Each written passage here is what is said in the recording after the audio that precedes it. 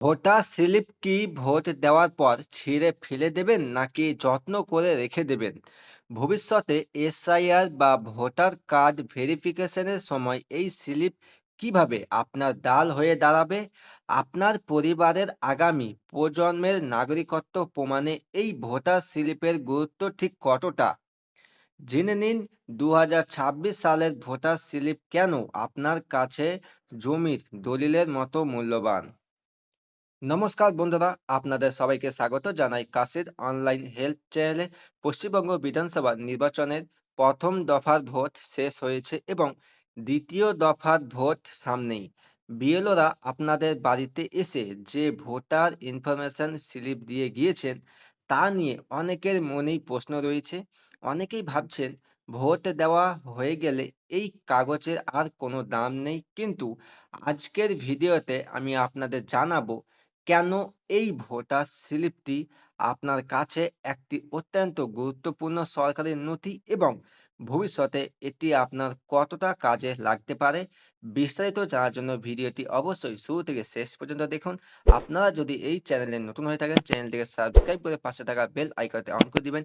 ভিডিওটি ফেসবুক পেজটি দেখলে পেজটিকে ফলো করতে ভুলবেন না। চলুন ভিডিওটি শুরু করা যাক। তো প্রথমে দেখে নেব ভোটার স্লিপের তথ্য ও কিউআর কোড। একটি ভোটার স্লিপে আপনার নাম, লিঙ্গ, এপিক নম্বর, বিধানসভা কেন্দ্রের নাম, এমনকি আপনার ভোট গ্রহণ কেন্দ্রের নাম ও ক্রমিক সংখ্যাও দেওয়া থাকে। সব থেকে গুরুত্বপূর্ণ হলো এতে থাকা একটি কিউআর কোড। এই কোডটি স্ক্যান করলে আপনার ভোটার কার্ডের যাবতীয় তথ্য মুহূর্তে পাওয়া সম্ভব। যেহেতু এটি সরাসরি ভারতের নির্বাচন কমিশন থেকে ইস্যু করা হয়েছে, তাই এটি একটি বৈধ পরিচয়পত্র ও নাগরিকত্বের অন্যতম প্রমাণ হিসেবে গণ্য হতে পারে। এবার দেখুন এসআইআর আবহে ভোটার স্লিপের গুরুত্ব কি।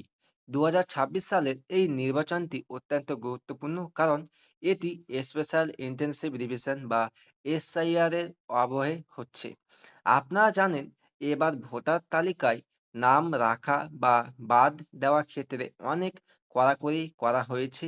এই সময়ে যারা ভোট দিচ্ছেন এবং যাদের কাছে এই ২০২৬ সালের ভোটার স্লিপটি থাকবে, তারা ভবিষ্যতে নিজেদের ভারতীয় নাগরিকত্বের অকাট্য প্রমাণ হিসেবে এটি ব্যবহার করতে পারবেন। এটি প্রমাণ করবে যে ২০২৬ সালের জটিল ভেরিফিকেশন প্রক্রিয়ায় পরও আপনার আপনি একজন বৈধ ভোটার ছিলেন। এবার দেখুন আগামী প্রজন্মের জন্য নাগরিকত্বের প্রমাণ।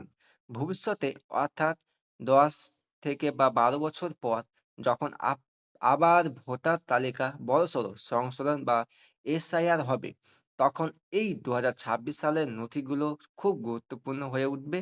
আপনার পরিবারের আগামী বংশধররা বা আপনার ছেলেমেয়েরা যখন নিজেদের নথিপত্র গুছিয়ে রাখবে, তখন এই ভোটার স্লিপটি দাদু বা বাবা সময়কার এটি শক্ত প্রমাণ হিসেবে কাজ করবে। যেমন আমরা জমির দলিল বা পুরনো কোনো সরকারি কাগজ যত্ন করে ফাইলে রেখে দিই, এই ভোটার স্লিপটিকেও ঠিক একইভাবে ফাইলে রাখা উচিত।